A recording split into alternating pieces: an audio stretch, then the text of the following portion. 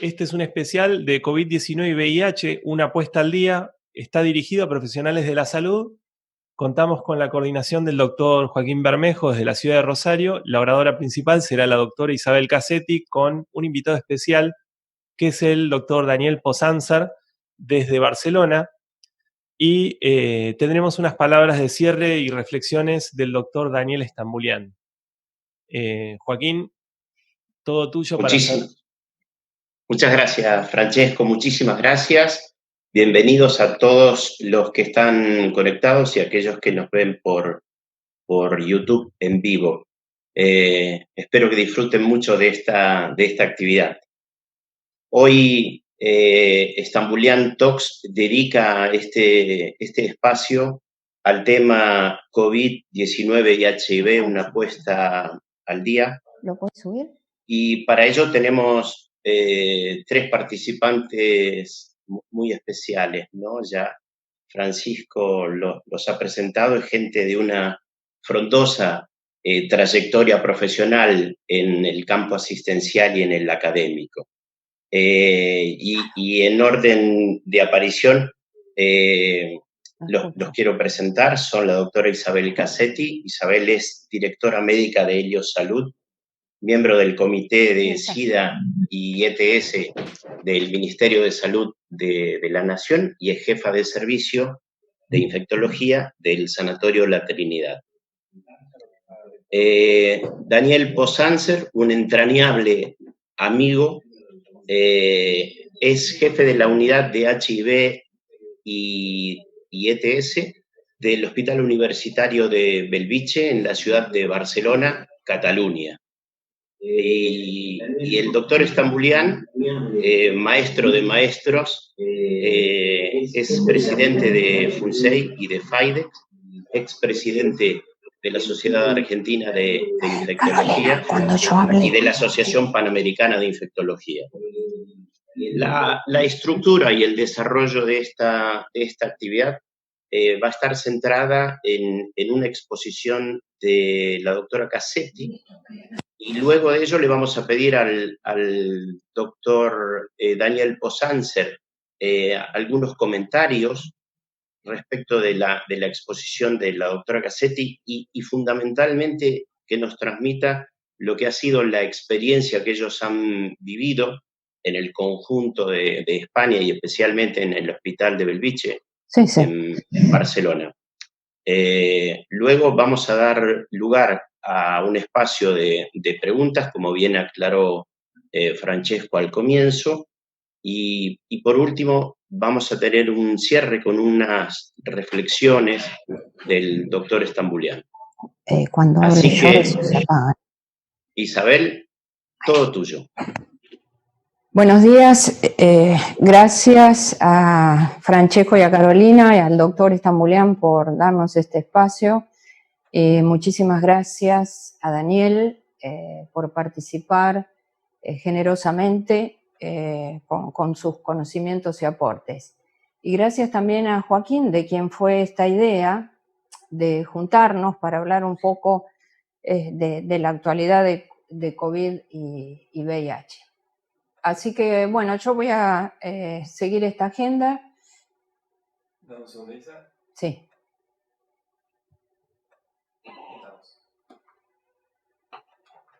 Ahí va. Esta agenda con los datos que tenemos de COVID, algunos datos de VIH que dicen las guías y luego qué hacemos en la práctica. Estas son 2 líneas de tiempo donde vemos y recordamos que el primer caso reportado de infección por HIV fue en el año 1981. 2 años se tardó para saber de qué se trataba, que era el retrovirus y el nombre que se le dio. Y 4 años después del primer caso tuvimos el primer test diagnóstico, que fue el ELISA, ¿no? Después viene todos los años con el descubrimiento de las drogas y finalmente a partir del 2000 en adelante el conocimiento un poco más claro de lo que son las comorbilidades asociadas y la mejor sobrevida y el hecho de que hoy estemos viendo personas que envejecen con VIH y que sobreviven y tienen una buena calidad de vida. Pero si comparamos esta historia con lo que ocurre con el SARS-CoV-2, que produce la enfermedad COVID-19, como todos ya conocemos, el primer caso fue reportado el 30 de diciembre del 2019, el 7 de enero, o sea, menos de 10 días ya se sabía que era un nuevo coronavirus, y el 12 de enero, o sea, menos de un mes, ya teníamos identificado lo que el test diagnóstico que hasta hoy usamos, que es la PCR en el hisopado nasofaríngeo. Luego la OMS declara la emergencia y finalmente el 11 de marzo la OMS declara la pandemia. Ese fue el mismo día que se reporta el primer caso de COVID-19 y VIH. O sea, es para comparar que realmente los conocimientos científicos fueron muy, muy rápidos con este tema del COVID-19. Esta imagen es de antes de ayer, pero todos tenemos acceso a varias páginas que nos informan de la situación en el mundo, y ahí ustedes ven claramente casi 7 millones de personas, hoy deben ser un poco más que eso, 2 días después. Primero es Estados Unidos, luego Brasil, y todos los países que ustedes ven, con la mortalidad de más de 400.000 personas, y esto nos lleva a tener en este momento en nuestro país, que no sabemos si estamos en el pico o si lo vamos a tener en 2 semanas, a conocer que tenemos información no solo de distintas páginas internacionales, sino también de todos los diarios y día a día con la información precisa de lo que ocurre en el mundo y en nuestro país. Estos son números dados por el Ministerio de Salud, y el presidente lo mostró en su conferencia de prensa última, el tiempo de duplicación de casos. Cuanto más tiempo tomemos en ver esa duplicación de casos, quiere decir de que vamos a estar mejor. Si esa duplicación la tenemos en 48, 72 horas, vamos a estar peor. Y entonces esto lo que quiere decir es que veníamos bastante bien, fíjense, ahí hasta el 7 de mayo, 25 días, duplicación de casos, pero después volvimos para atrás en términos de entender y ver que la ciudad de Buenos Aires y el cordón, ese cordoncito que rodea a la ciudad de Buenos Aires, que esas dos regiones se llaman AMBA, hoy representan más del 90% de los casos nuevos y acumulados en todo el país. Entonces, esto es del 9 de junio, voy a pasar directamente a las cifras del 11 de junio, que hoy me actualizó Francesco, y vemos que los casos confirmados al día de hoy, 25.900, nuevos casos en el día, 1.200. Y veníamos la semana pasada entre 700 y 800, y ahora esta semana más de 1.000. Como les contaba, fíjense que la gran mayoría, más del 90%, viene de la ciudad de Buenos Aires y del cordón que la rodea, y luego Chaco, Río Negro, como se observa ahí, y Neuquén. Sigue siendo que la mayor cobertura de los pacientes nuestros con COVID es de obras sociales y medicina prepaga, casi el 70%, y el resto es del sector estatal. Nosotros creemos que ahora, en esta etapa, va a haber más cobertura del sector estatal que de la parte privada. La mitad son hombres, personal de salud es 9.4% del total de los infectados. Nuestra pandemia se da en gente joven, mediana, 36 años, ahí están los fallecidos, la tasa de letalidad es 2.8%, es baja comparada a las cifras de letalidad de otros países, veremos qué pasa de ahora en adelante, y del total de fallecidos, como ustedes ven ahí, la mediana es de 75 años, ¿no? Que eso se mantiene. Las camas de UTI por el momento, por los datos que tenemos, están ocupadas en alrededor de 40%, así que todavía nuestros sistemas de salud están preparados para ver un mayor aumento de casos, y esos son los test que venimos realizando en las últimas 24 horas, en general entre 5.000 y 6.000 test por día, y ese es el índice de positividad. Esto lo agregamos nosotros. En realidad, hoy los problemas que vemos es en el personal de salud, en las instituciones de cuidados crónicos, que son los geriátricos, y en los barrios populares. Ustedes recordarán toda la información en la última semana, diría en los últimos 10 días, del aumento de casos en los barrios populares en la ciudad y en el conurbano bonaerense. Claro que con el tiempo fuimos cambiando la definición de caso y este último, que es del 8 de junio, da como más flexibilidad, más apertura y ya no es fiebre más uno de esto, sino que es fiebre, tos, odinofagia, o sea, 2 o más. O sea, alguien que puede tener tos y odinofagia, las dos, aunque no tenga fiebre, es caso sospechoso, ¿no? Y para contarle a Daniel, tenemos todo un sistema de pesquisa que dependiendo de donde vive la persona llama a un número, 107 en Capital Federal o 148 en provincia, y se activa todo un protocolo cuyo objetivo es aislar, identificar y aislar a esa persona para confirmar finalmente que se trata de un caso y ir a buscar a los contactos estrechos. Esto es lo que pasa en COVID acá en la Argentina, y ahora veamos qué fuimos estudiando y aprendiendo en relación a COVID-19 y VIH. En realidad, hasta ahora no tenemos evidencia suficiente de mayor frecuencia, primero de adquirir la infección por HIV, y después mayor porcentaje de complicaciones. Yo diría al revés, no hay evidencia en nuestra población de pacientes con VIH que hay mayor predisposición a adquirir el COVID. No hay mayor predisposición a adquirir el COVID. Cuando se adquiere, no hay mayor porcentaje de complicaciones. Hasta ahora no lo sabemos porque vamos a comentar después que no tenemos tantos casos y reportes en el mundo como para sacar una conclusión definitiva. Lo que sí todo el mundo está de acuerdo en que si la infección por VIH no está tratada, podría constituir esto mayor riesgo de adquirir el COVID. También mayor riesgo podría constituir un recuento de CD4 menor de 200 células por mililitro, o que el paciente nuestro con VIH tenga una carga viral detectable, ¿no? Pero si tiene más de 200, carga viral indetectable, o como la mayoría de nuestros pacientes que tienen más de 500, carga viral indetectable, no parecería estar en mayor riesgo. Acordémonos, como dijimos y como vemos en la práctica, que nuestra población de pacientes con VIH tiene más frecuencia de comorbilidades. Y entonces nos preguntamos, bueno, pero si no tienen más frecuencia de adquirir el COVID, ¿pueden tener algún efecto protector las drogas antirretrovirales? Bueno, miren, acá por un lado tenemos la definición de grupos de riesgo para COVID y todos conocemos que esta definición de grupos de riesgo incluye la diabetes, la hipertensión arterial, la enfermedad pulmonar crónica en sus distintas expresiones, la insuficiencia renal, bueno, la diabetes, como decíamos, las enfermedades cardiovasculares, el cáncer, la obesidad y los que son mayores de 65 años.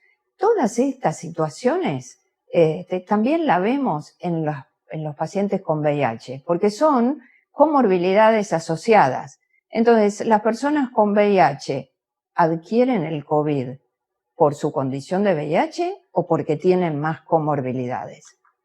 Y entonces aparecen así distintas publicaciones, como ustedes van a ver ahí, desde marzo en adelante, casos aislados, que les contábamos que el 11 de marzo, bueno, fue el primer caso reportado, de este paciente, que todos lo leímos, que no tenía tratamiento, con CD4 bajo, etcétera, etcétera. Aparece una carta al lector, después en el Lancet, 12 pacientes, después en abril, con CD4 bajo, y miren, caso reportado, un caso, después 2 casos de insuficiencia respiratoria grave. El grupo del Clínic de Barcelona, José Luis Blanco publica online en abril 15, 5 pacientes, ahora seguramente deben tener mucho más. Luego esta publicación de un estudio retrospectivo de 32 pacientes del grupo alemán, donde la mayoría fueron casos leves, todos estaban recibiendo tratamiento antirretroviral, 60% tenían comorbilidades y no encontraron diferencia retrospectivos y pocos pacientes en la frecuencia de adquirir el COVID o de diferente curso de enfermedad. Y estos son los últimos, este es del 14 de mayo del grupo italiano, 47 pacientes. Esta es una carta al lector, ahora del Lancet, fíjense, de mayo 28, donde dice, bueno, hasta ahora no tenemos evidencia que diga que hay mayor riesgo ni tampoco distinto curso, distinta progresión de enfermedad. Y este trabajo publicado por el grupo español de Pilar Vizcarra y María Jesús Pérez Elías, donde en su cohorte de pacientes con HIV, que son casi 2.800, identifican 51 pacientes que adquirieron COVID. Y entonces en el análisis del estudio dicen que bueno, eso les da una frecuencia de 1.8 casi por ciento, y que estos pacientes de toda la cohorte de pacientes HIV positivos analizaron los que tuvieron COVID versus los que no. Y lo que encontraron es más frecuencia de comorbilidades en los que tuvieron COVID. Entonces, ahí está lo que nos preguntábamos antes, ¿no? Si estas comorbilidades que son propias del HIV pueden producir o llevar a tener más riesgo. Pero después no encontraron diferencias. Bueno, déjenme decirles que la mayoría han estado en tratamiento antirretroviral, la mayoría con carga viral no detectable, y no encontraron diferencias en cuanto al estatus inmunológico de los que tuvieron y no tuvieron.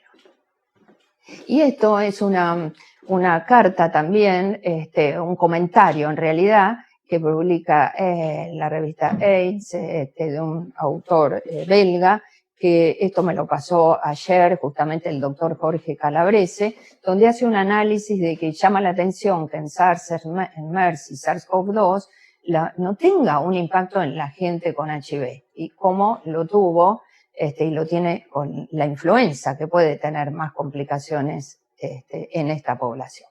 Y así entonces vamos viendo las guías. Entonces dejamos la situación de ver qué datos tenemos de HIV con COVID, y ahora pasamos a qué dicen las guías.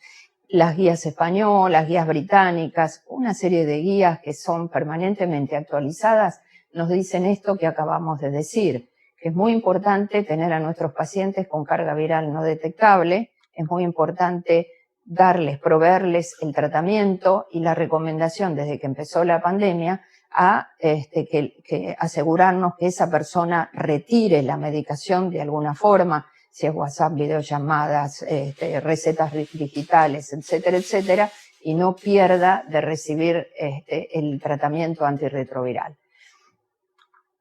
También el CDC con todas sus guías, y esta es una recomendación que saca nuestro ministerio para el personal de salud y que nos destaca aquellas cosas que no tenemos que olvidar: la vacunación, el acceso a los medicamentos. Entonces el Programa Nacional de SIDA saca una serie de lineamientos para que la gente no pierda esa posibilidad y retire los medicamentos. Recomienda, como las otras guías, que no es conveniente cambiar el tratamiento antirretroviral en plena pandemia si no se justifica. Si hay algo, por supuesto, de urgencia, desde ya que sí, pero si el paciente está estable, no se justifica cambiarlo. El abordaje multidisciplinario, como siempre, recordar las interacciones, la adherencia, lo de no detectable, no transmisible, y conservar, de todas maneras, en aquellos países que tienen PrEP, conservar el PrEP y la profilaxis post-exposición también. ¿Qué hicimos nosotros en Helios ante la pandemia? Estas son cosas prácticas, nada más para compartir. Seguramente muchos de ustedes en sus lugares de trabajo habrán hecho lo mismo. El mensaje de limitar la circulación, no concurrir, excepto por urgencias, la comunicación por WhatsApp, mensaje de texto, página web, implementamos las consultas por videollamada, dimos provisión de la medicación por 2 meses o 3 si se necesita. Nosotros hicimos una suspensión transitoria del test rápido en cuarentena, que ustedes van a ver, la mayoría de las guías dicen que no hay que suspender el test rápido, pero les cuento por qué, porque venía mucha gente y nos parecía que podría ser eso, digamos, no favorable en época de pandemia, llevarle la medicación a la casa si se puede y evacuar, por supuesto, las dudas de COVID. Tenemos un sistema de test rápido, nosotros, pero antes de eso les quería contar, pacientes activos en todo el país, seguramente muchos de los médicos referentes del interior, entre ellos Joaquín o Liliana Calani y otros colegas, Alejandro Ferro, que están escuchando, trabajan con nosotros, pacientes activos en todo el país de 10.800, en Buenos Aires 6.000, en tratamiento antirretroviral 98%, y en nuestras 3 sedes acá en Cava vemos 2.500 pacientes por mes. Muy bien, los test rápidos que son gratuitos y que es de 8 a 20 horas y los fines de semana y feriados, hacemos muchos, ¿no? Miren, enero de 2020, 2.000 test, 2.099. Ese es el porcentaje de positividad, acuérdense 3.2%, nosotros en nuestro país 0.4 es la prevalencia de HIV, pero acuérdense que esta es una población cejada, viene porque tuvo una situación de riesgo. Febrero 1.600 y marzo, el 23 de marzo empezó la cuarentena, tuvimos 1.000. Nosotros dijimos, bueno, cerramos esto porque si no sigue viniendo la gente, y después lo abrimos en mayo pensando que nadie iba a venir. Miren, hasta lo que llevamos de mayo, 390, ¿no? Positivos 16, 4.1%. Conversando con nuestras técnicas del laboratorio, me decían, la mayoría de estas personas, en abril y mayo, hablemos mayo, tuvieron situación de riesgo durante la cuarentena. Quiere decir que me parece que está bien mantener entonces el tema de los testeos e insistir en eso y no olvidarnos que igualmente esto sigue a pesar de la cuarentena, ¿no? Entonces insistir con todas esas situaciones de riesgo. Nosotros en 2.600 pacientes, que son los que vemos en nuestras sedes, tuvimos 7 pacientes. Ahí están las características, 6 hombres, edad promedio 42. Lo único que quiero señalar, 5 de los 7 con comorbilidades, todos 5 de 7 con carga viral no detectable, 4 de 7 con neumonía, ninguno le rotamos el tratamiento y todos tenían tratamiento antirretroviral. Bueno, dejamos la experiencia nuestra y estas últimas diapositivas es para mostrarles y dar lugar acerca de otro tema que es de tratamiento de COVID en general. Después vamos a aprovechar la experiencia de Daniel o de alguno de ustedes que quiera compartir para discutir distintos esquemas de tratamiento si es que lo hacen. Y esto, bueno, ya todos lo vieron, la primera fase, que es la replicación viral, la respuesta viral, después empiezan a desencadenarse los fenómenos inflamatorios e inmunológicos, la intermedia, y finalmente la respuesta mucho más marcada con la tormenta de citoquinas, y en este punto si damos el tocilizumab ahí o lo damos un poco antes, que después vamos a hablar seguramente. Esto es el ciclo del SARS-CoV-2, que todos ustedes ya conocen, que se une al receptor AC2 y que penetra dentro de la célula. En la parte de endocitosis, ahí funciona la hidroxicloroquina, es decir, en la parte de la entrada. Después el virus se replica, es una cadena de RNA virus, y ahí vemos la proteasa que cliva las proteínas, donde funciona el lopinavir-ritonavir. Ya aprendimos que el darunavir-ritonavir no tiene actividad, poca afinidad de la proteasa, o sea, no tiene actividad. Y después la RNA, polimerasa RNA dependiente, donde ahí en ese blanco funciona el remdesivir. Y ahí vemos la salida, y en la parte de arriba de la imagen ven todos los fenómenos inflamatorios, el macrófago, las interleuquinas 6 y el antagonista de interleuquina 6, que es el remdesivir.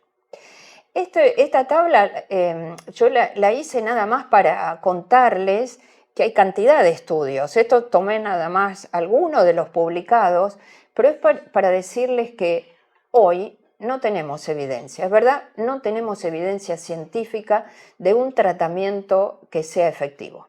Muy bien, partiendo de eso, después vamos a ver qué hacemos en la práctica. Pero tan solo llamarles la atención para que estudien la droga que estudien, tienen que fijarse los endpoints, si son clínicos o virológicos. Si son clínicos, mejoría clínica y mortalidad.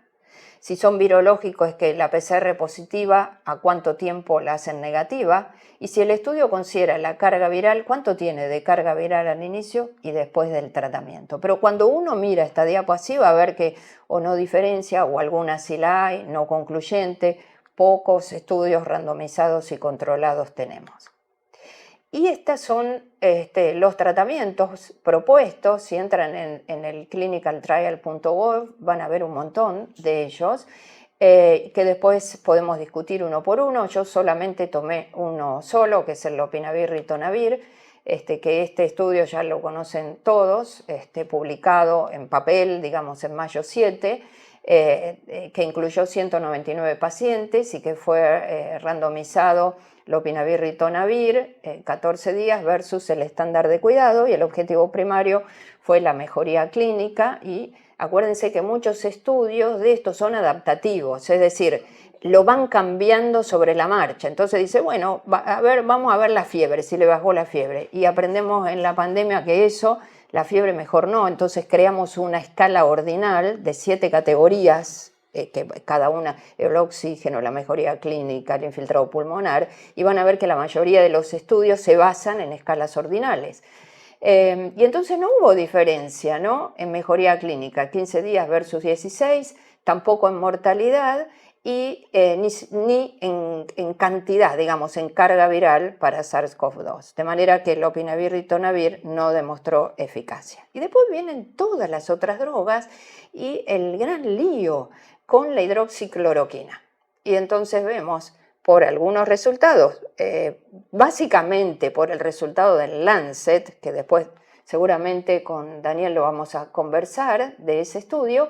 Entonces la OMS dice, bueno, vamos a suspender las ramas que contengan hidroxicloroquina en los estudios en el mundo. Pero resulta que, claro, los investigadores dicen, ¿cómo se van a basar en el Lancet? ¿Sí? Está bien, 94.000 pacientes, y bueno, después, y lo vamos a conversar, se retractan, ¿no?, los autores y el Lancet mismo, por los datos, no muy confiables esos datos de una compañía que contrataron, etcétera, etcétera. Esto es que en el medio de todo esto de los tratamientos surgen estas cosas que llevan y plantean las dudas en revistas científicas que son muy destacadas. Y finalmente aparece, bueno, la recomendación de mayo del NIH, donde dice remdesivir por el momento lo vamos a indicar en pacientes que realmente lo necesiten en emergencia, y Estados Unidos hace eso, ante la emergencia, pero en enfermedad severa. Ojo que muchas de estas drogas se están investigando también en enfermedad moderada. Entonces dice, todavía no aprobado en Estados Unidos, en la emergencia en enfermedad en neumonías severas con estos criterios. Con la hidroxicloroquina, dijo en ese momento, mayo 12, no tenemos datos ni a favor ni en contra, no es en contra, como fue en contra con lopinavir-ritonavir, en contra. Y con el plasma de convalecientes todavía no tenemos datos a favor ni en contra. Y nuestro país dice, todavía no tenemos datos a favor y en contra, tenemos que hacer estudios randomizados, pero no nos dicen nada que tenemos que hacer en la práctica. Conclusión, estamos enfrentando una situación sin precedentes. Realmente, COVID-19 es una enfermedad altamente transmisible. Necesitamos más datos de COVID-19 en nuestra población de pacientes en relación a la frecuencia, mayor complicación, en la respuesta inmune, los tratamientos, todo basado en la evidencia científica. Tenemos que iniciar rápido el tratamiento, si hacemos el diagnóstico de HIV hoy, iniciar rápido, mantener a la gente no detectable con un nivel adecuado de CD4, no cambiar el tratamiento si no se justifica, mantener los programas de testeos de VIH y de PrEP y también de post-exposición, y necesitamos tratamientos para COVID en sí mismo que impliquen algún beneficio sin provocar riesgo. Muy importante el trabajo en equipo de todos, enfermeros, clínicos, terapistas, todos. Aprender de las experiencias de otros lugares, por eso lo invitamos a Daniel hoy, y acordémonos de cuidar a los demás, pero también de cuidarnos. Gracias a todos, gracias a mis compañeros, a todos ellos, Fernanda, Paula, en fin, Diego, a Francesco, Carolina, a todos por la atención. Muy bien, gracias Isa. Vamos a cerrar la presentación para que te vean la pantalla completa y darle lugar también a nuestro coordinador, Joaquín Bermejo, que va a dar paso a la parte del intercambio con el doctor Daniel Posanzer. Sí. Muy bien, muchas gracias. Excelente, Isabel. La verdad que nos has nutrido de información.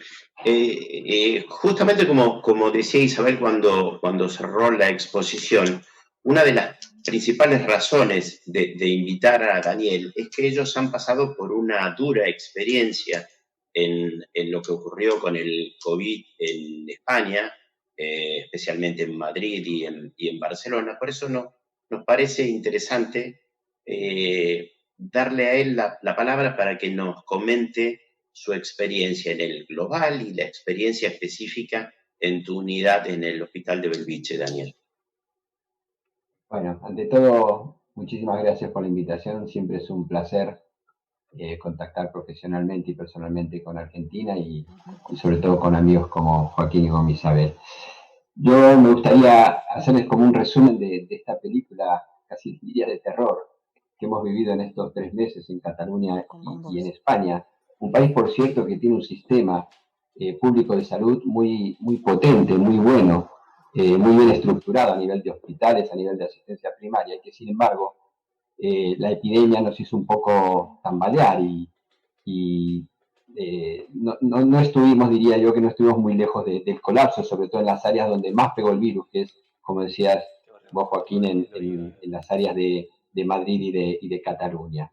Y yo creo que es importante, justamente por estas características y por la cantidad de casos que hemos tenido, creo que esta es una enseñanza que puede ser muy interesante para entender cómo se están llevando las estrategias allí o cómo se deberían llevar en las próximas semanas. Estamos hablando de España, un país que ha tenido más de 240.000 casos hasta ahora de COVID, que son casi 10 veces más que en Argentina, y más de 27.000 casos de muertes, que son más de 35 veces lo que hay actualmente en Argentina. Por eso creo que es muy importante poder transmitir esta tremenda, esta dura experiencia, ¿no?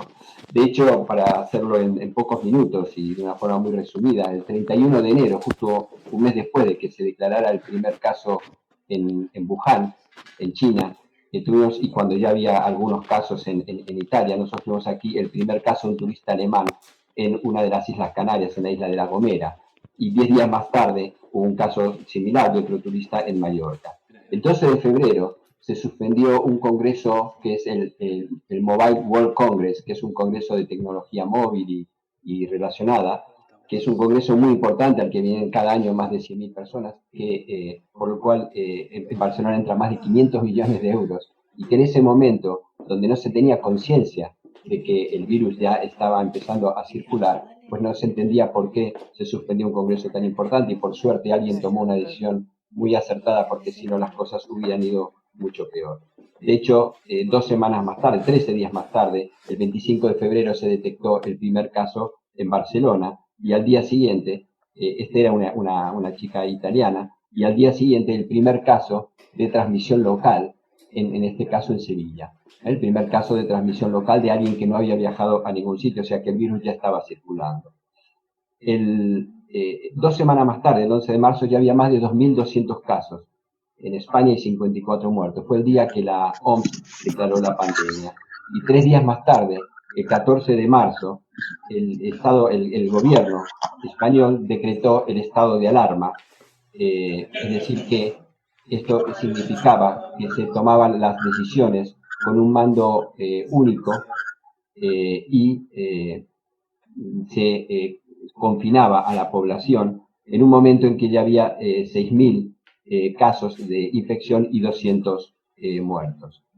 A partir de ahí ya aquello fue realmente un desastre, podríamos decir, y ya no se daba abasto. Y de hecho, por ejemplo, en Madrid se se tuvo que hacer un hospital de campaña para 5.000 personas, para 5.000 pacientes, y una imagen realmente tremenda fue que el Palacio de Hielo de Madrid, que es un sitio donde la gente va a patinar, se tuvo que utilizar de morgue transitoria porque las funerarias no daban abasto. Y 5 días más tarde, perdón, el 28 de marzo, se endurecieron las medidas porque en ese momento ya estábamos con 72.000 casos de coronavirus y 5.700 muertos. Y por eso ya solo se permitían actividades esenciales. Unos días más tarde, el 31 de marzo, hubo 9.000 casos de contagio ese día y afortunadamente, y gracias al confinamiento más duro que se hizo, a partir de ahí empezaron a bajar los casos. El 13 de abril se permitieron actividades no esenciales. El 23 de abril los niños empezaron a salir a la calle, se empezaron a poder hacer paseos y ya en mayo las cosas ya con muchísimos menos casos ya cambiaron y ya se está en fase de desescalada, desconfinamiento, ¿no?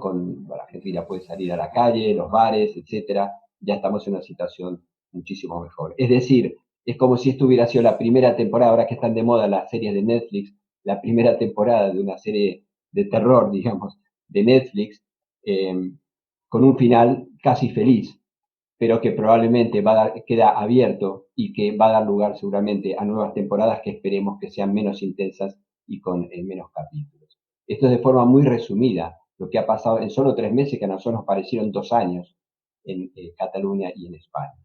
Y si queréis, os puedo contar en breves minutos cómo lo hemos vivido a modo de ejemplo en el hospital de Bellvitge. Nuestro hospital es un hospital universitario que está muy cerquita, a 7 kilómetros de Barcelona, en las afueras, de 700 camas, más unas 170 camas de hematología y oncología que están en un hospital cruzando una autovía. Es un hospital oncológico y donde nosotros, por ejemplo, somos los consultores de infecciosas, así que actúa como si fuera un mismo hospital. Total, que el 1 de marzo nosotros en el Hospital del Bellvitge recibimos a la primera paciente con COVID-19 y un par de semanas más tarde ya había más de 100 pacientes ingresados en el servicio de infecciosas, para lo cual, por ejemplo, de los 7 médicos que somos aquí en la unidad de VIH, 4 tuvieron que ir, obviamente, a ayudar a atender a pacientes con COVID. Un mes más tarde del primer caso, el 2 de abril, ya el 80% del hospital se había transformado en un hospital COVID, como muchos de los hospitales de Cataluña, de Madrid y de otras zonas de España, pero principalmente Madrid y Cataluña. Es decir, que 600 de las 700 camas estaban ocupadas por pacientes con COVID. Y de hecho, obviamente que ni infecciosas, neumología y medicina interna alcanzaban y por lo tanto se tuvieron que sumar a los equipos COVID, pues médicos de bioquímica, farmacia, oftalmología, dermatología, anatomía patológica, traumatología, con todas las limitaciones que os podéis imaginar, pero que son médicos y necesitábamos médicos para tratar y atender a los pacientes. De hecho, pasamos de 4 camas de semicríticos a 70, la UCI de 60 camas a 139, gracias a que teníamos varios bloques de UCI que se estaban por abrir en los próximos meses y se aprovechó para abrirlas corriendo. Y además se utilizaron todos los recursos disponibles. Hubo 2 clínicas privadas que también admitieron pacientes que no cabían ya aquí. Y los pacientes que necesitaban confinamiento aún después del alta, pero que no podían ir a su casa, pues utilizamos un hotel de las cercanías. Afortunadamente, ya a medida que pasó el confinamiento y que los casos, gracias a eso, fueron bajando, a mediados de abril se pudieron empezar a cerrar algunas unidades y en mayo se cerraron todas las unidades. Nosotros pudimos recuperar a nuestros médicos, a nuestros 4 médicos para seguir la atención de los pacientes VIH. ¿Cuál es la situación, por ejemplo, hace 3 días, el 8 de junio, aquí en el hospital? Pues hay 42 ingresados en planta, 10 en semicríticos, 18 en UCI. Los pacientes semicríticos y UCI son gente que viene de semanas, ¿no? Por lo tanto no son de ahora, y en concreto en la última semana hubo solo 3 ingresos, 8 altas y ningún fallecido. También hay que decir que a pesar de que realmente aquí prácticamente no hubo falta de equipamiento de protección para el personal, además la dirección se implicó y la gerencia del hospital se implicaron muchísimo en toda la organización, y quizás hubo mucho menos falta de equipamiento que en otros sitios de España. creo que hubo alrededor de 280 personal sanitario que se contagiaron de COVID, algo que es inevitable y que pasa en todos los sitios, ¿no? Bueno, y esta es un poco la película, tanto a nivel de Cataluña y España como a nivel de un hospital, el nuestro, como ejemplo de cómo han sido las cosas en estos 3 meses, que como decía antes, han parecido 2 años, ¿no? Y con el agotamiento y la angustia de los médicos, de las enfermeras y todo el mundo por todo lo que hemos estado viviendo, sobre todo la gente que lo ha vivido en primera línea. Muchísimas gracias, Daniel, Isabel y doctor Stambulian. Si les parece, Francesco va a dar lugar a las preguntas y comentarios que ha recibido a través del chat. Sí. Vamos entonces a leer algunas de las preguntas que nos fueron llegando. La mayoría son saludos y felicitaciones para la exposición de los doctores. Y vamos a empezar con una persona que nos sigue bastante en estas experiencias de Stambulian Talks, que es el doctor Jorge Omar Calabrese. Dice, bueno, hola, buen mediodía, Isabel y Joaquín. Soy Jorge Calabrese de Tres Arroyos y, bueno, señala, buena síntesis de un buen tema tan complejo como el HIV y COVID-19. Ernesto Jacob dice, ¿hay estudios serológicos poblacionales en España? Esta pregunta sería para el doctor Posanza. Mira, hay estudios que están en marcha. Y si, te voy a ser sincero, si uno mira los informes del ministerio, hay 2,5 millones de PCR hechas y 1,5 millones de anticuerpos. Y la verdad es que los datos, creo que nadie los ha visto. Lo que sí se ha visto es un estudio importante del ministerio de 60.000 personas que se hizo para ver cuál era la prevalencia de COVID en la población, y a pesar de todos los casos que ha habido y de todo el colapso casi del sistema sanitario, solamente se ha contagiado un 5% de la población en España. Es decir, que el 95% todavía no tiene inmunidad, no ha estado en contacto con el virus. Esos datos sí que los conocemos y seguramente van a ir saliendo más datos en los próximos meses. Bien. ¿Vos, Isabel, querías acotar algo? No, le quería preguntar a Daniel qué opinabas acerca de los estudios serológicos. Porque, Un poco más fuerte, Isa. ¿Qué opinabas acerca de las IgM e IgGs? Viste, acá hay bastante controversia. El otro día lo hablamos con el doctor en términos de la utilidad que eso tiene, ¿no? En la práctica. Digamos, en la práctica, para el caso agudo, es la PCR. Pero ahora están viendo si se hacen estos test serológicos, si se tienen que reactivar las empresas, etcétera, etcétera. Mira, a ver, lo que se sabe, estamos haciendo algunos estudios, la gente que ha pasado la enfermedad, la inmensa mayoría tiene anticuerpos, sobre todo después de las primeras semanas pues tiene IgG, ¿no? La IgM pues después de unas cuantas semanas en general desaparece. El problema es si estas IgG son protectoras o no. Y para eso lo que hay que mirar es si son anticuerpos, si tienen capacidad neutralizante. Y nosotros estamos haciendo, con el grupo de Ventura Clote, estamos haciendo algunos estudios y ellos están haciendo otros por su parte, para mirar qué porcentaje de gente tiene anticuerpos neutralizantes que realmente protegerían, digamos, de la infección. Yo creo que tampoco se sabe, obviamente no se sabe cuánto duran. En el SARS parece que duraban bastante tiempo los anticuerpos, incluso los anticuerpos neutralizantes en el SARS-1, pero aquí todavía no se sabe, por lo tanto tenemos que esperar más tiempo para saber exactamente cuál es el alcance de esos anticuerpos, si protegen y cuánto tiempo persisten. Perfecto. Bien, leemos otras preguntas. Se ve que estuvo bueno para romper el hielo esta pequeña conversación, pues nos están llegando de a montones. Muchas felicitaciones al doctor Stambulian por participar de esta charla. Mónica Graciela Bou nos dice, felicitaciones, gracias por la invitación. Es un honor participar de esta presentación que cuenta con la presencia del doctor Stambulian. Fui alumna suya, mándenle mis cariños. Y dice, desde Mendoza, esperemos que pueda enviar desde acá para hacer PCR e IgG-IgM de COVID-19. No estaría entendiendo la pregunta. Si puede, Graciela, si nos la repite, sería grandioso. Liliana Calani, desde Neuquén, dice: felicitaciones por tan buenas charlas. ¿Justificaría postergar los controles de carga viral y CD4 en pacientes HIV que son adherentes y que viven suprimidos a causa de la pandemia?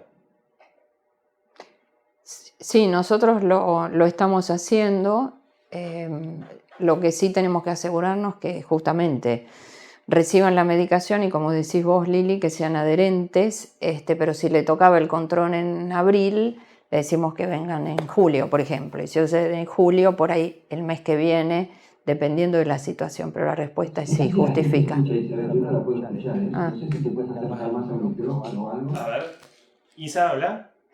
Lili, yo la escucho bien, pero... Lili, mira, sí, se justifica postergar los controles siempre y cuando el paciente esté bien, reciba el tratamiento y sea adherente. Sí, 2 o 3 meses pensamos que no va a impactar en toda la evolución de su enfermedad. Bien. Nosotros también lo que hicimos en el grueso, digamos, de la pandemia, en el peor momento, obviamente, pues no podía venir la gente a hacerse analíticas, entonces lo que hicimos fue solo continuar las analíticas de los pacientes que estaban en ensayos clínicos o algunos que tenían una necesidad especial, y el resto, pues, lógicamente, si están con carga viral suprimida y CD4 más o menos bien, pues no hacía falta y podían esperar, ¿no? Y ahora que hemos podido, ahora que estamos en proceso de apertura, ya estamos haciendo otra vez analíticas, no a todos los pacientes nos caben en la sala de espera y tenemos que mantener las distancias, pero a lo mejor en lugar de 35, 40 que se hacían analítica normalmente, actualmente vienen entre 15 y 20, y luego hacemos las visitas telefónicas en la mayoría de los casos, y salvo en los casos que están participando en ensayos clínicos que tienen debe ser sarcoma de Kaposi y necesidad de quimioterapia o alguna otra necesidad. Joaquín, ¿me permitís una pregunta para Daniel? Él conversó acerca de los casos en su hospital, pero queremos preguntarle cómo ve él, ya comentaste algo de la situación en España, que está mucho mejor, pero digamos, si vos tenés que decir en las 2 últimas semanas, ¿hay nuevos casos estables o no hay más casos? Y España versus Italia, esa es la primera pregunta. Y la segunda es, en tu práctica, si has participado de protocolos de tratamiento para COVID o si dabas fuera de protocolo, si diste hidroxicloroquina o diste caletra, en fin, tu práctica. Sigue habiendo casos, y yo no conozco ahora en detalle la situación en las últimas semanas de Italia, pero estoy seguro que debe pasar como aquí y como está pasando en toda Europa, que va habiendo casos nuevos y va habiendo pequeños brotes, porque claro, a medida que la gente va saliendo a la calle, y a pesar de que estamos en fases que no puede haber más de 10 personas juntas en la terraza de un restaurante, y todos tienen que llevar mascarilla, etcétera, las medidas se cumplen a medias. Y entonces tú ves en la televisión, pues se ven en las playas un montón de gente. La verdad es que no sé qué pasa en Europa, pero parece como si no fuera con nosotros, y así nos ha ido, y así realmente en la mayoría de países grandes de Europa ha habido una cantidad de casos tremenda. Ahora estamos en una situación muchísimo mejor, pero sigue habiendo casos. Pasa, la gente no puede estar encerrada, pero bueno, como mínimo lo que sí se está haciendo, y esto es muy importante, actualmente sí que se está intentando, a la que hay un caso, intentar ver todos los contactos, hacer PCR a todos los contactos y intentar aislar el brote enseguida, y eso se está consiguiendo. Yo creo que eso es importante. No te escuchaba, perdón, con respecto, pero me pareció que me preguntabas cuál era el tratamiento que estábamos haciendo ahora. ¿Sí? Nosotros, obviamente, como todo el mundo, fuimos pasando por fases. Yo creo que esto merece una pequeña reflexión, ¿no? Y es que es obvio que con una pandemia como esta, donde ves que de repente en pocas semanas se muere un montón de gente, a la mínima información que uno tiene ya intenta utilizar ese tratamiento. El problema es que muchas de esas informaciones han venido de estudios retrospectivos, series pequeñas, estudios observacionales, estudios que ni siquiera que salían, o sea, eran públicos sin que se hubieran revisado por peer reviews, con lo cual es algo que no había visto nunca, ¿no? De tal forma que yo creo que ha sido muy subóptima la información que ha permitido que se fueran dando tratamientos en la vida real. Y no tenemos que olvidar que en enfermedades, sobre todo enfermedades graves como esta, es muy importante partir de ensayos clínicos randomizados y si es posible a doble ciego, para saber qué es lo que tenemos que dar, porque a lo mejor al final hacemos más daño con los tratamientos por sus toxicidades o sus interacciones que si no los damos. Bueno, dicho esto, nosotros al principio, pues lógicamente, caletra, hidroxicloroquina, todo lo que iba saliendo, pero poco a poco pues fuimos quitándolo y lo que estamos dando actualmente es Remdesivir, porque hay uso compasivo de Remdesivir, aparte que hemos participado en un par de ensayos clínicos internacionales, damos Remdesivir y en los pacientes de entrada y en los que ingresan es que tienen neumonía, si no ingresan, ¿no? Y muchos neumonía bilateral. Y los que entran en una situación ya más apurada de la cascada inflamatoria, pues tocilizumab. Estos son los dos tratamientos que estamos dando en la actualidad. Bien, vamos a leer una pregunta del doctor Calabrese, que es para cualquiera de los especialistas acá participantes.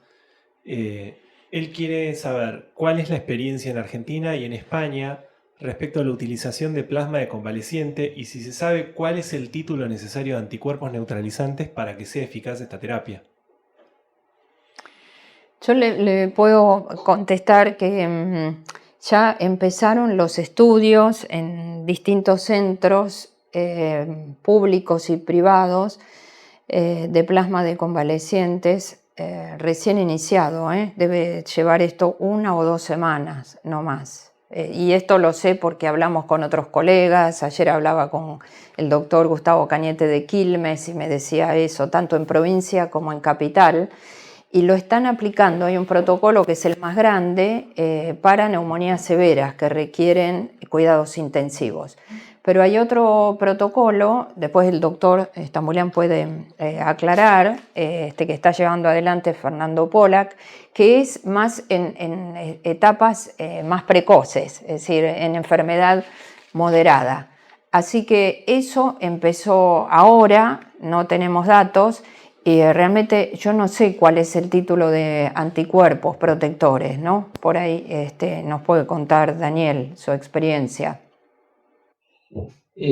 Nosotros no tenemos experiencia y no conozco datos de ningún estudio que se haya hecho aún o que se haya publicado aún de España de uso de plasma para convaleciente para esta enfermedad, pero sí que vale la pena comentar porque ha habido experiencias de estudios observacionales como de todos los tratamientos, pero sí que ha salido recientemente en el New England un estudio randomizado de plasma convaleciente y que la conclusión era de que no era más eficaz, pero si uno lo mira en detalle, este estudio tiene limitaciones muy importantes. Es un estudio que se hizo en China, de hecho se hizo en Wuhan, y el tamaño muestral eran 200 pacientes, pero afortunadamente se acabó la epidemia en Wuhan, pero para el estudio fue malo porque solamente pudieron incluir la mitad de los pacientes, 103. Por lo tanto, no tenían un poder estadístico para poder llegar a diferencias. Y cuando miraron por separado los pacientes severos de los críticos, en los pacientes severos sí que veían una diferencia significativa en la evolución a favor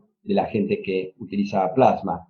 En tercer lugar, el plasma se empezó a dar al mes de la aparición de los síntomas, que para esta enfermedad es muchísimo, ¿no? Es muy tarde. Seguramente si se empieza mucho antes, seguramente tendrá más efecto y podría tener más efecto incluso en gente con peor evolución.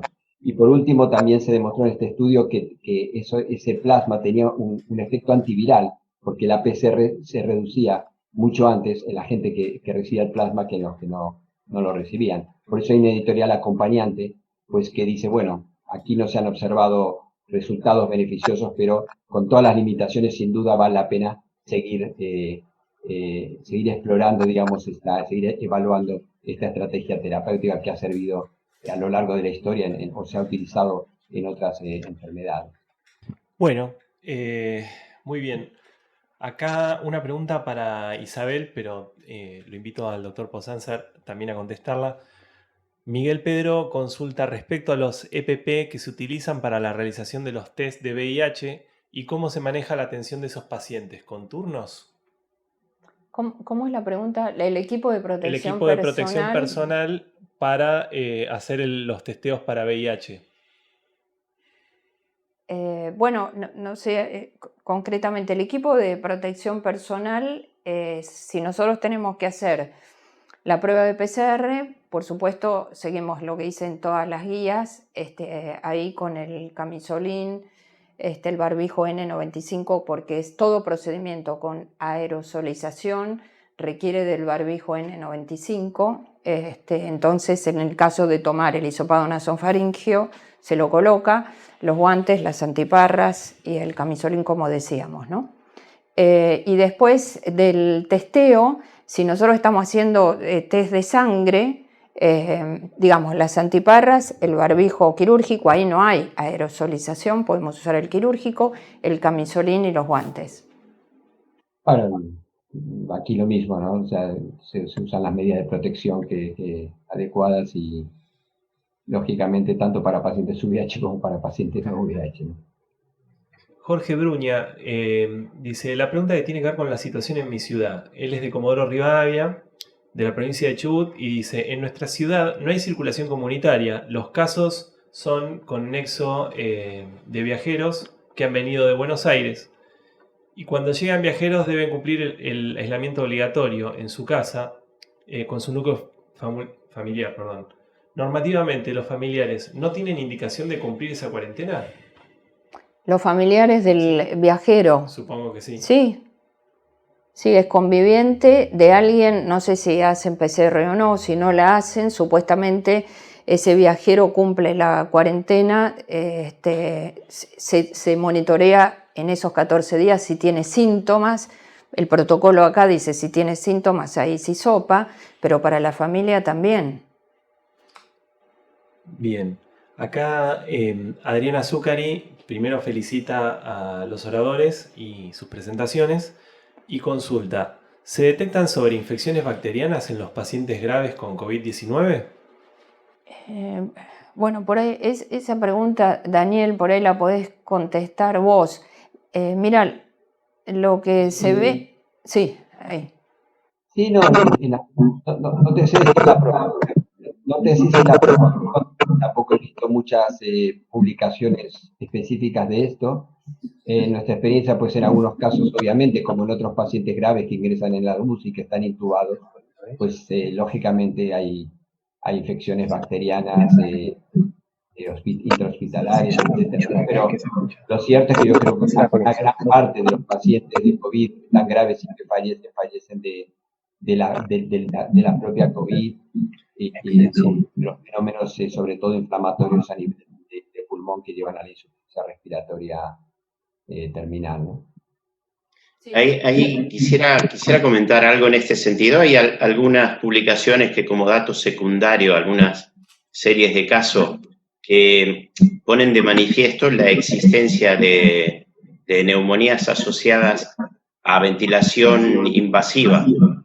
Y algunos han intentado ver la incidencia de esto en estos pacientes y no parece ser superior a la que sufren pacientes intubados y ventilados por motivos diferentes al COVID. No parece haber una predisposición especial en estos pacientes para la sobreinfección bacteriana. Lo que sí es verdad es que muchos pacientes llevan asociados al tratamiento de la COVID tratamiento antibiótico, porque muchas veces ante la duda en pacientes graves, que te parece que en la placa puede haber neumonía acompañante bacteriana, pues lógicamente se añade antibióticos. Acá Jonathan Barrios dice, soy paciente de Helios, ¿tengo la posibilidad de que me envíen la receta por mail? Supongo que se nos filtró una pregunta a otro ámbito. Jorge Bruña vuelve a preguntar, Tomando en cuenta que es difícil sostener adecuadamente la cuarentena del viajero, ¿consideran que la familia debería cumplirla entonces? Ya tuvimos algunos casos que se contagiaron del viajero y asintomáticos que salieron y contagiaron a terceros. Me parece que un caso anecdótico de esto es lo del baby shower en Necochea. Así es. Sí, bueno, aprendimos en toda la pandemia que la probabilidad es alta de ese caso que tiene COVID en lo que son los convivientes, ¿no? Entonces sí, hay que hacerlo. Bien. Ernesto Jacob pregunta, si hay 95% de susceptibles, ¿el franco descenso de casos se debe a que hay una mayor adherencia de la población a las medidas o menor circulación del virus? Felicitaciones y excelentes presentaciones. Saludos. Gracias. Bueno, lo que está claro es que el confinamiento, sobre todo cuando se hizo de forma estricta, permitiendo solo actividades esenciales, es decir, farmacias, sanitarios, bomberos, policía y tal, esto hizo disminuir de forma drástica la circulación del virus. Y yo creo que esto es lo que ha permitido salir a flote, ¿no? Otra cosa es que obviamente, bueno, sí, nosotros pensábamos que iba a haber mucho más gente que estaba infectada a pesar de todo y luego se vio en distintos países que los porcentajes, por ejemplo en Nueva York, que ha sido una verdadera catástrofe, creo que no llega al 20%, está en 19 y pico por ciento el porcentaje de gente que está infectada en la población. Aquí 5% es en España, pero por ejemplo en general en Madrid es 12%, en Cataluña en Barcelona es 7%, pero bueno, más o menos te mueves que prácticamente en ningún sitio de estos que se han mirado es más del 20%. Pero bueno, yo creo que esto ha sido gracias a que se ha hecho un confinamiento bastante estricto. Quizás si se hubiera hecho antes, probablemente el número de infectados y de muertos hubiera sido menor, pero nosotros, primero que es fácil decirlo a posteriori, ¿no? Teníamos la experiencia de China que parece siempre muy lejos, ¿no? de nosotros, y luego lo de Italia fue casi paralelo, en realidad nos llevaron unos 10 días de adelanto, o sea que prácticamente fue al mismo tiempo. Por eso decía al principio de mis comentarios que quizás es muy importante la experiencia nuestra, que puede servir mucho para países como Argentina, que están por suerte en una situación de muchos menos casos, y que es muy importante, porque a veces la gente no entiende por qué hay que confinarse si hay pocos virus aparentemente circulantes o hay pocos casos detectados, ¿no? O pocos muertos, entre comillas, ¿no? Y bueno, yo creo que lo que nos ha pasado a nosotros aquí en España es un ejemplo clarísimo de que el confinamiento es la mejor medida para intentar reducir el virus circulante en la comunidad. Otra cosa es que además hay que tener en cuenta, y es inevitable, medidas económicas y todo lo que trae consigo el confinamiento, ¿no? Estamos hablando ahora del tema de salud. Bien, nos llega una pregunta de Diego Friedman para el doctor Posansar, que es la siguiente. España participó en estudios de profilaxis y para el doctor Estambulian, el doctor Friedman pregunta, ¿podría recordarnos cómo terminó la pandemia de SARS-CoV-1? Bueno, vamos por orden. España está haciendo profilaxis con hidroxicloroquina. Hay gente en Cataluña que está llevando a cabo el grupo de Ventura Clotet un estudio de hidroxicloroquina en profilaxis post-exposición. De hecho, hay muchísimos estudios en profilaxis con hidroxicloroquina, creo que hay 60, decían el otro día en un editorial en New England, y a pesar de que hay un estudio reciente de profilaxis post-exposición, un estudio randomizado a doble ciego, el primero que sale, que no demuestra, digamos, eficacia. El problema es que vuelve a tener, a ser un estudio randomizado, vuelve a tener bastantes limitaciones porque los casos diagnosticados se diagnostican muy poquito por PCR y los otros son porque el paciente lo dice, bueno, y tiene bastantes limitaciones más. Así que probablemente hay que seguir viendo si no está dicha la última palabra todavía sobre el tema de la profilaxis. Bien, y recordamos la pregunta al doctor Estambulian sobre cómo terminó la pandemia, la pandemia no, la epidemia de SARS-CoV-1.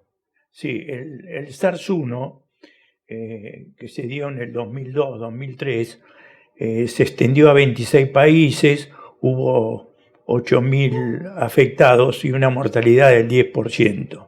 Lo interesante fue que de pronto desapareció, como si el virus mutara y se volviera no ofensivo.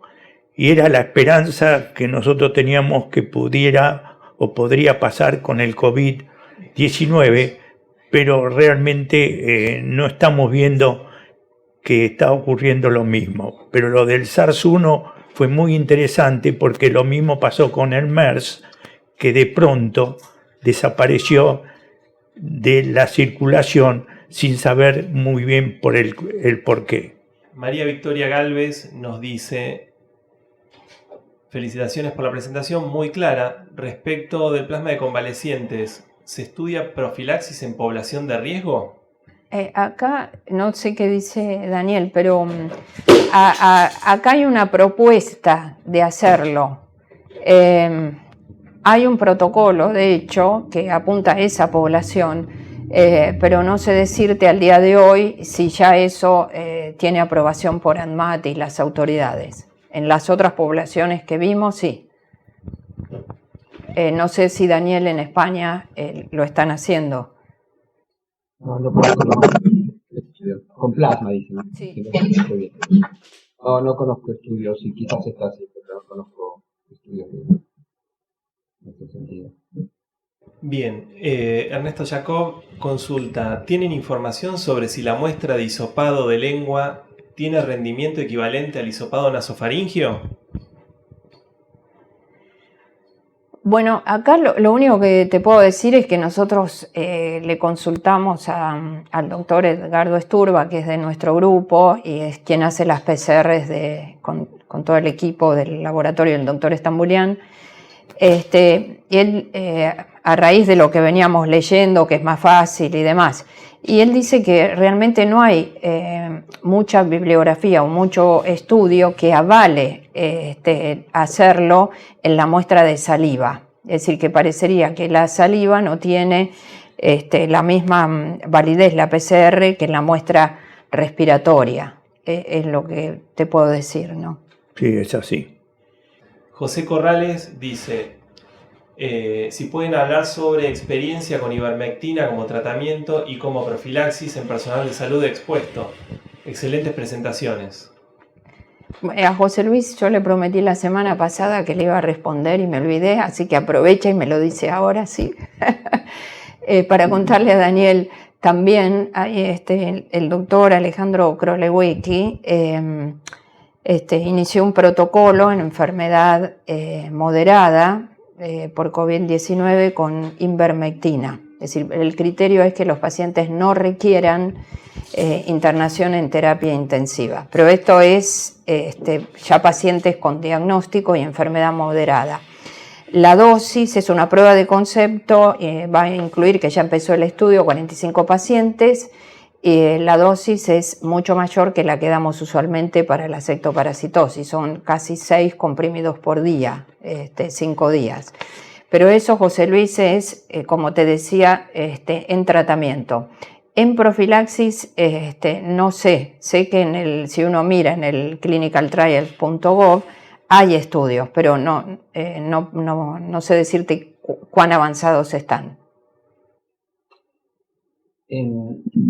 Me permite, no de ivermectina, pero porque un poco el objeto, sobre todo la reunión, era COVID y VIH, casi no hablamos nada de los tratamientos antirretrovirales, y tú sí que lo nombraste un poquito, Isabel, pero quizás quería hacer un par de comentarios, ¿no? Porque de entrada nosotros dábamos caletra al principio, cuando ingresaba algún paciente, incluso algún paciente, el primero que ingresó con VIH, le cambiamos la integrasa que llevaba por caletra, por el hecho de que parecía que tenía cierta actividad. Y lo cierto es que poco a poco se fue desplazando. De hecho, caletra tiene algo de actividad in vitro frente al SARS-CoV-2, pero es 10 veces, más de 10 veces menos que, por ejemplo, que el remdesivir. La S50 remdesivir es 0,09, mientras que la de caletra es de más de 11. Por lo tanto, las dosis que necesitarías dar serían mucho más altas de las que se tienen, y de hecho no sos que al principio a la gente que ingresaba, no VIH, sino que ingresaba por COVID, que muchos eran mayores, que estaban muy mal, solo le faltaba la diarrea del caletra, lo cual fue bastante desastroso, ¿no? Y encima también pasó que en algunos sitios, como el caletra aquí se usa cada vez menos y no había, se empezó a dar Darunavir. Entonces, bueno, que si el caletra parece que funciona, ¿por qué no dar Darunavir? Esto te muestra cómo en medicina no puedes presuponer las cosas. Y lo cierto es que, afortunadamente, a los pocos días Janssen mandó una carta diciendo que Darunavir no se enganchaba a la proteasa del SARS-CoV-2 y por lo tanto no tenía ninguna actividad. Y luego quedó el tema de la duda con los inhibidores de la polimerasa, a ver si los análogos nucleóseos, sobre todo tenofovir, parecía que tenía un cierto poder de docking, de acoplamiento en los sitios estos. Uy, qué lástima. Qué lástima la señal.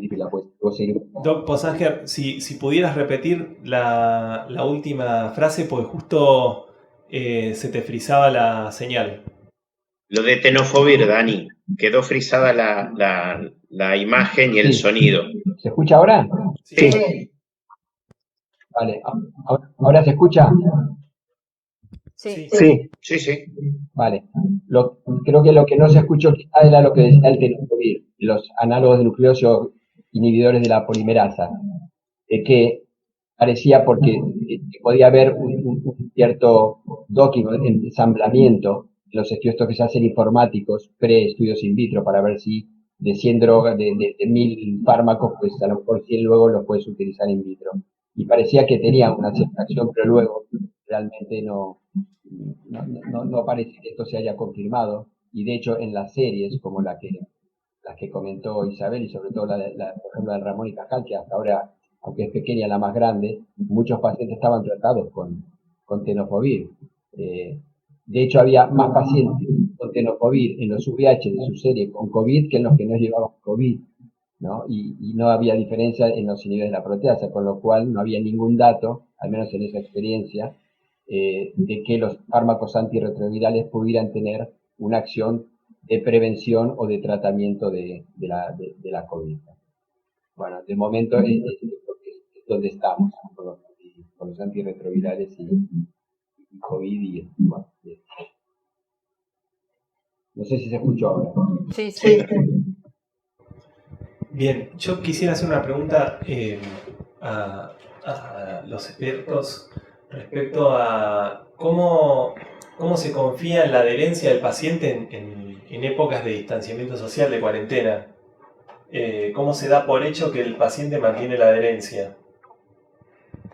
No damos por hecho, lo conocemos. En general conocemos muy bien a los pacientes. La manera nuestra es de controlar la carga viral, pero si estamos diciendo que no se puede controlar la carga viral, confiamos como confiamos en que la gente va a hacer el distanciamiento social, etcétera, etcétera. Nosotros tenemos el registro del retiro de farmacia o la provisión de la farmacia, pero bueno, el paciente puede recibir la medicación y tirarla, o sea que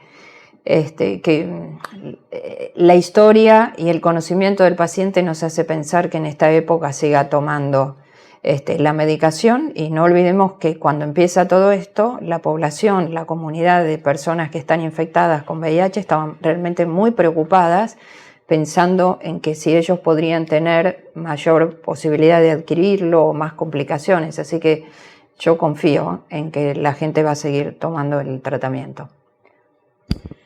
Bien, si no hay más preguntas y ¿El doctor? Los panelistas no tienen nada para contar, pasaríamos a las palabras y reflexiones de cierre del doctor Daniel Stambuliano.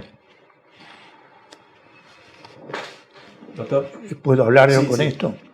Bueno, realmente tuvimos dos presentaciones muy importantes, interesantes, y hay dos aspectos, me parece, que debemos destacar.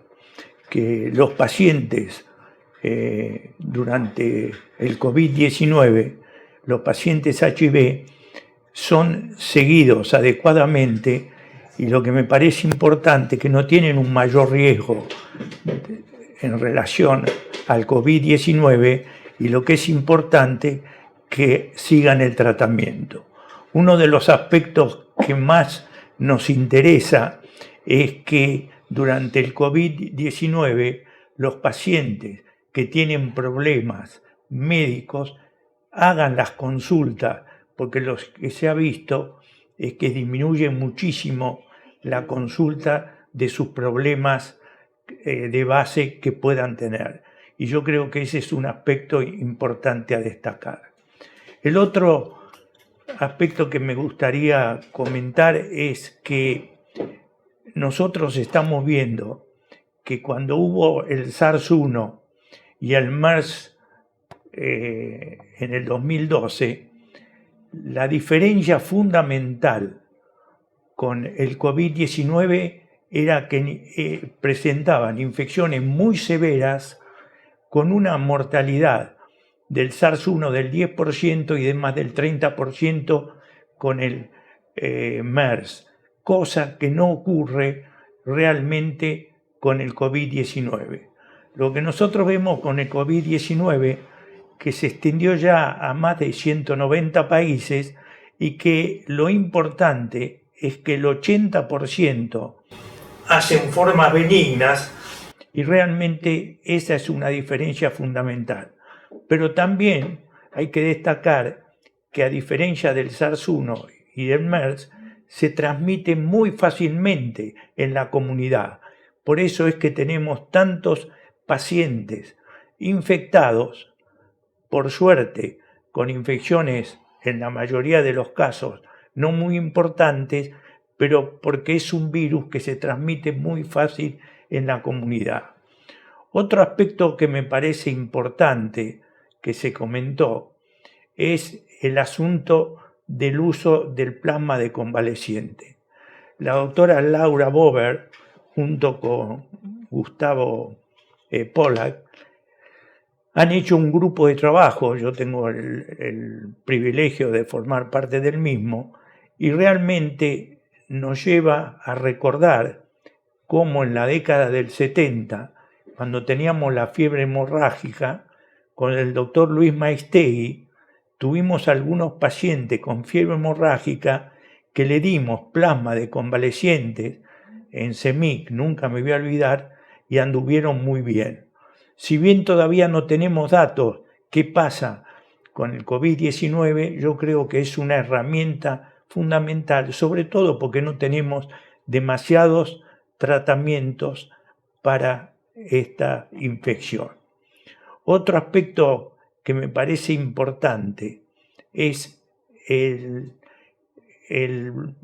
la situación de las vacunas. A mí me parece, y yo tuve el privilegio de escucharlo a Alejandro Cané de Pfizer, a mí me parece que hay 4 o 5 grupos en relación a las vacunas, como el de Pfizer, AstraZeneca, Johnson & Johnson, que realmente nos predicen que para septiembre, a fin de año, podamos tener una vacuna que por ahí pueda ser útil, porque no hay herramienta más importante frente a las infecciones virales que tener una vacuna. Y yo soy en ese sentido optimista de que algunas de estas vacunas, como dice el doctor Bill Gates, van a poder ser útiles y ya hay producción en gran cantidad como para que la gente pueda acceder a las mismas. Finalmente, a mí me parece que un aspecto que tenemos muy importante a tener en cuenta es de cuidar a nuestros adultos mayores, porque el problema del COVID-19 es fundamentalmente con los adultos mayores. Y los adultos mayores de 65 años son personas que tenemos que estar muy atentos porque ellos realmente pueden enfermarse y hacer formas muy complicadas. Finalmente, hay un tema que me está impactando mucho. ¿Por dónde pasa hoy el centro de la infección por COVID-19? Pasa por las Américas. la cantidad que tenemos en Brasil, en Perú.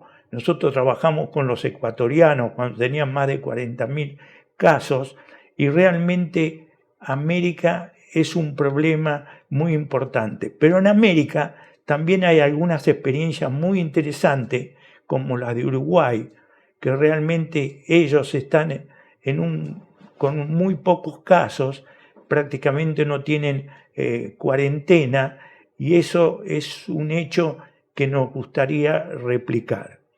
En relación a lo que nos contó Daniel de España, me parece que es interesante ver cómo ellos tienen a esta altura una libertad mucho mayor que la que nosotros tenemos en la circulación, en las actividades que realizan.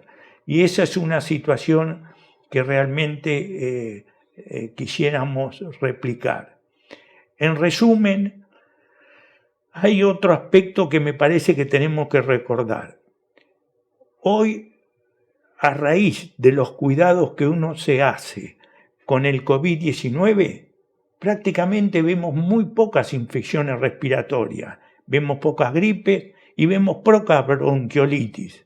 Todos los años a esta altura estábamos en los hospitales de niños sin prácticamente lugar para internar a nuestros pacientes.